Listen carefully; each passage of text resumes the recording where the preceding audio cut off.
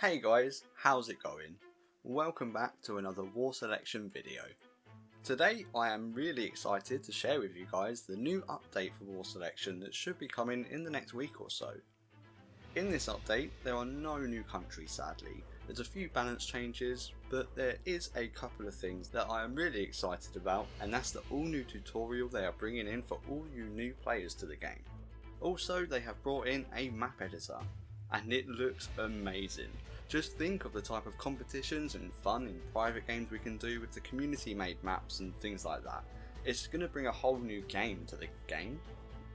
So in this video I'll be showing you some bits of the tutorial, highlighting the best parts and what might need to be improved, and of course we are going to be looking at the new map editor. I hope you enjoy. Oh, and a quick reminder that things may be subject to change before the official release, but this will give you a great idea on what's actually going to come next week. Anyway, as soon as you start in the game it will look pretty normal. That is until you open up the Game Modes tab. When you open it up you can see two new additions to their list, the tutorial as well as the map editor. The best thing about this is that it doesn't say still in development, like a couple of the other ones. But we are going to crack on with taking a look at the tutorial first. As soon as you go into the tutorial, you start with 10 workers. There's no bulwark and no starting scout like in the normal games. You can also see the message or the task in the top right corner advising what the next step to do is. It's very basic. It goes from moving the camera and selecting workers to eventually hunting animals, getting upgrades and building warehouses closer to resource. All very important things for the early ages of the game.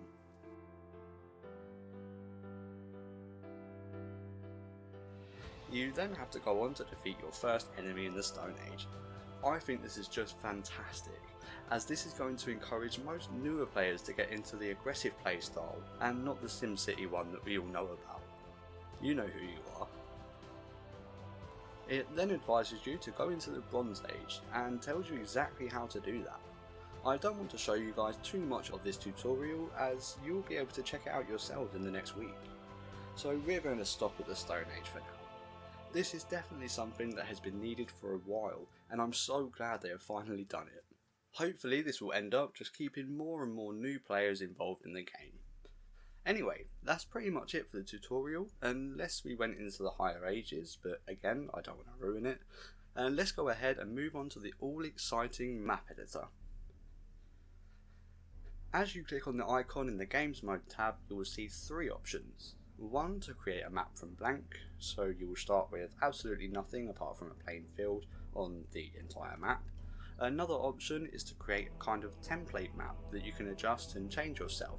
The third option is of course being able to load your saved maps that you've been working on before. I decided to go ahead and create a completely blank one so we can find out just how much we can do with this all new editor. You can also choose the size of the map, which is a great start I guess. And as you go into the game, you will start off in the Textures tab. From what I have seen so far, this Textures tab is just to highlight mountains for uneven terrain, shallow water on maps, and also the ground underneath trees and rocks and stuff. I love how they have a lot of different choices to choose from as well, but here is just a few examples of the different ones you can use.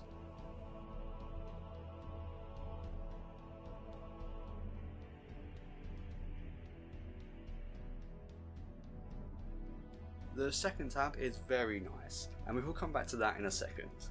The third tab is for your water maps. Instead of starting with just a plain green field, you can start with water on the entire map and can just adjust the terrain to add lands where you want them. More info is coming on that in a minute as we move on to the next tab, the terrain level. As you can see, this adjusts the size of mountains and terrain that you would want in the map. You can also use this to create water where you want it, so if you want a lake in the middle, you would just have to lower it. It's one of those things that you have to use and get used to before getting good at it, I think. You can also change the radius of how much gets put down on the map by making the circle smaller or bigger, and also adjusting the power. The power, I assume, is how much you want to put down. And we'll go ahead and talk about that now. So as we go back to the second tab on the screen, you will see a list. At the top of the list is number 0, nature, water, fish, small. So this is actually just a fish pool in the game, and they are much better to go on shallow bits of water as your workers are able to get to them and things like that. This tab in the editor is for all of your resources. You can see in the list just what it is, and again adjust the power and radius at which you want them to be put down at. If you make a mistake and put too many down, that's alright, you can just delete them easily enough by right clicking on the resources that you put down.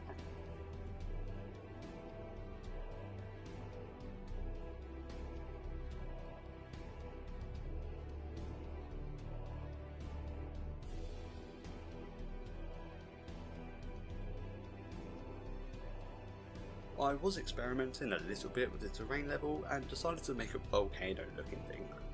Can you imagine a volcano in War Selection just erupting as someone gets a wonder or something? I don't know, it would be pretty cool I reckon.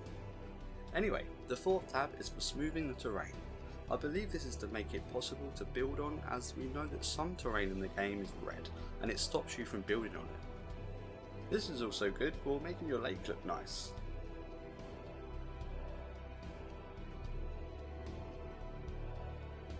As we get into the fifth tab, this is purely just for your starting areas, depending on the type of map or game mode you're going for. If it's a 1v1 map, then you can just stick 2 starting points however close or however far apart, and then crack on adding everything you want. Even the small map is pretty huge, so I think each map will take a bit of time before officially being finished, and a bit of work may need to go into learning the editor properly. But it looks absolutely fantastic, and I cannot wait to waste many hours trying to do some cool maps for this game. We can then take those maps into private games and events, and it's going to expand the amount of fun we can have in those games as well. So that is pretty much it for the new update. Sadly, I have no patch notes yet, but they will be coming in the next week or so when the official patch gets released. But I have to say that even though there are no new countries coming or anything like that, I'm really excited to see the types of maps that will come out from the community. Anything I've missed out that you know about and I don't, then please leave it down in the comments below, as we can try and help everyone else out who are trying to use this new tool, because it is new to everyone. I hope you enjoyed this shortest video. If you did, then I'd appreciate you leaving a like. Comment down below for yet another giveaway like usual, with more information in the description for that. Also, subscribe to the channel to not miss out on anything that goes on around here, as you could be missing out on a lot. Thank you all for watching guys, and until next time, peace!